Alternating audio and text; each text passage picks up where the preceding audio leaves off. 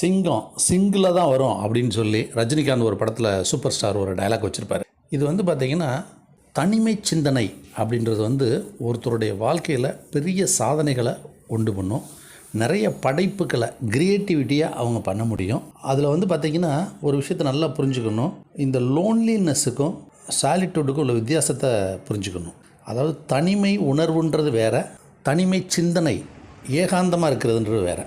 இது டிஸ்கவர்டுக்கும் இன்வென்டடுக்கும் உள்ள வித்தியாசம் தான். இருக்கிறத கண்டுபிடிக்கிறது நம்ம சொல்லுவோம் இல்லைங்களா, இருக்கிறத கண்டுபிடிக்கிறது டிஸ்கவர்டு, இல்லாத பூமியில் உள்ளதை கண்டுபிடிக்கிறது இன்வென்டட்னு சொல்லுவோம்.